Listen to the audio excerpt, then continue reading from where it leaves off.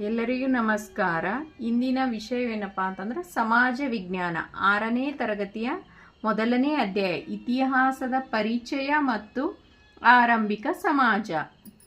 ಅದ್ರಾಗ ಮೊದಲನೇದಾಗಿ ಏನು ಬರೋದಪ್ಪ ಅಂತಂದ್ರೆ ಇತಿಹಾಸ ಎಂದರೇನು. ಇತಿಹಾಸ ಅಂದರೆ ಏನು ಅಂತಂದ್ರೆ ಈ ಹಿಂದೆ ನಡೆದ ಹೋದ ಸಂಗತಿಗಳನ್ನು ಕ್ರಮಬದ್ಧವಾಗಿ ಹೇಳುವುದೇ ಇತಿಹಾಸ. ಹಿಂದಿನ ಸಂಗತಿಗಳನ್ನು ಕ್ರಮಬದ್ಧವಾಗಿ ಹೇಳೋದೇ ಇತಿಹಾಸ. ಹೆಂಗಪ್ಪ ಅಂತಂದ್ರೆ ಸಾಮಾನ್ಯ ಶಕೆ ಪೂರ್ವ 261ರಲ್ಲಿ ಪಾಟಲಿಪುತ್ರದಲ್ಲಿ ಆಳುತ್ತಿದ್ದ ಅಶೋಕನೆಂಬ ರಾಜನು ಕಳಿಂಗ ರಾಜ್ಯದ ಮೇಲೆ ಯುದ್ಧ ಮಾಡಿದನು. ಸಂಗತಿಗಳನ್ನೇನು ಕ್ರಮಬದ್ಧವಾಗಿ ಯಾವ ಇಸ್ವಿನ್ಯಾಗ ಯಾವ ರಾಜ್ಯದ ಮ್ಯಾಗ ಯಾರ ರಾಜ್ಯ ಆಳದನು ಅಂತ ಏನು ಯುದ್ಧ ಮಾಡಿದನು ಅಂತ ಹೇಳೋದೇ ನಾವೇನಂತೀವಿ ಇತಿಹಾಸ.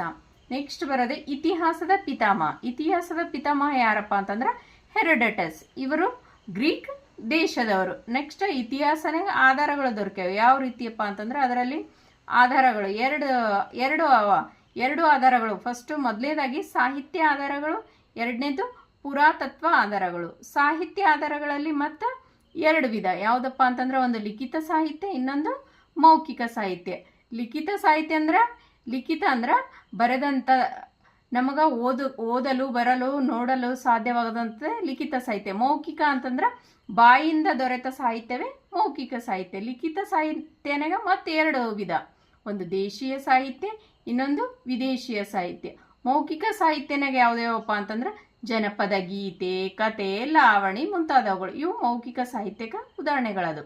ನೆಕ್ಸ್ಟ್ ಸಾಹಿತ್ಯ ಆಧಾರಗಳಾಗೋಣ. ಎರಡನೇದೇ ಪುರಾತತ್ವ ಆಧಾರಗಳು. ಪುರಾತತ್ವ ಆಧಾರಗಳು ಅಂತಂದ್ರೆ ಏನಪ್ಪಾ ಅಂತಂದ್ರೆ ಹಿಂದಿನ ಮಾನವರು ನಿರ್ಮಿಸಿದ ಮತ್ತು ಬಳಸಿದ ಭೌತಿಕ ವಸ್ತುಗಳ ಅವಶೇಷಗಳೇ ನಾವು ಏನಂತೀವಿ ಪುರಾತತ್ವ ಆಧಾರಗಳು ಅಂತ ಅಂತೀವಿ. ಅದರಲ್ಲಿ ಒಂದು ಪದ ಬರ್ತದೆ, ಯಾವುದಪ್ಪ ಉತ್ಖನನ. ಉತ್ಖನನ ಅಂದ್ರೆ ಏನು? ಮಾನವನ ಪ್ರಾಚೀನ ಅವಶೇಷ ಅಥವಾ ಪಳವಳಿಕೆಗಳನ್ನು ಹೊರತೆಗೆಯಲು ನಡೆಸುವ ಒಂದು ವೈಜ್ಞಾನಿಕವಾದ ಭೂ ಅಗೆತಕ್ಕೆ ನಾವೇನಂತೀವಿ ಉತ್ಖನನ ಅಂತ ಕರಿತೀವಿ. ಅದರಲ್ಲಿ ಯಾವ್ಯಾವ ಉತ್ಖನನ ಮಾಡ್ಯಾರಂದ್ರೆ ಸ್ಮಾರಕಗಳು, ಮತ್ತು ಎರಡನೇದಾಗಿ ನಾಣ್ಯಗಳು, ಶಾಸನಗಳು ಮತ್ತು ಇತರೆ ಅವಶೇಷಗಳು. ನೆಕ್ಸ್ಟ್ ಬರೋದೆ ಇತಿಹಾಸದ ಕಾಲಗಣನೆ ಯಾವ ರೀತಿ ಆರಂಭ ಆಯಿತು ಅಂತಂದ್ರೆ ಮೊದಲನೇದಾಗಿ ಸಾಮಾನ್ಯ ಶಕ ವರ್ಷದಿಂದ ಇತಿಹಾಸದ ಕಾಲಗಣನೆ ಆರಂಭ ಆಯಿತು. ಕಾಲಗಣನೆಯನ್ನು ಮಹತ್ವಪೂರ್ಣವಾದ ದಿನದಿಂದ ಆರಂಭಿಸಲಾಗುತ್ತದೆ. ಅಂಥ ಕಾಲಗಣನೆಯನ್ನು ನಾವೇನಂತೀವಿ ಶಕ ಅಂತೇಳಿ ಕರಿತೀವಿ. ಸಾಮಾನ್ಯ ಶಕ ಯೇಸು ಕ್ರಿಸ್ತರು ಬದುಕಿನ ಕಾಲಾವಧಿಯ ನಿರ್ದಿಷ್ಟ ವರ್ಷದಿಂದ ಪ್ರಾರಂಭವಾಗುತ್ತದೆ. ಸಾಮಾನ್ಯ ಶಕ ಯಾವಾಗ ಪ್ರಾರಂಭವಾಗ್ತದಪ್ಪ ಅಂದ್ರೆ ಯೇಸು ಕ್ರಿಸ್ತರು ಬದುಕಿನ ಕಾಲಾವಧಿಯ ನಿರ್ದಿಷ್ಟ ವರ್ಷದಿಂದ ಪ್ರಾರಂಭವಾಗುತ್ತದೆ. ವಿಜಯನಗರ ಸಾಮ್ರಾಜ್ಯದ ಸಾಮಾನ್ಯ ಶಕ 1336ರಲ್ಲಿ ಸ್ಥಾಪನೆ ಆಯಿತು ಎಂದರೆ ಅದು ಸ್ಥಾಪನೆಯಾಗಿ ಯೇಸುವಿನ ವರ್ಷದಿಂದ 1336 ವರ್ಷಗಳ ಕಳೆದವ ಅಂತೇಳಿ ಹೇಳ್ಬೋದು. ಸಾಮಾನ್ಯ ಶಕದಿಂದ ಒಂದು ಶತಮಾನ ಅಂದ್ರೆ ಏನಪ್ಪಾ ಅಂತಂದ್ರೆ 100 ವರ್ಷ. ನಾವೀಗ ಸಾಮಾನ್ಯವಾಗಿ 21ನೇ ಶತಮಾನದಲ್ಲಿದ್ದೀವಿ.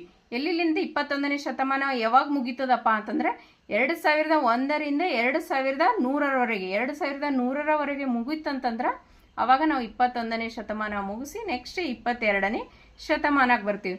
ನೆಕ್ಸ್ಟ್ ಇದ್ರ ಕಂಟಿನ್ಯೂ ಕ್ಲಾಸ್ ನಾಳೆ ಆಗುತ್ತದೆ. Thank you.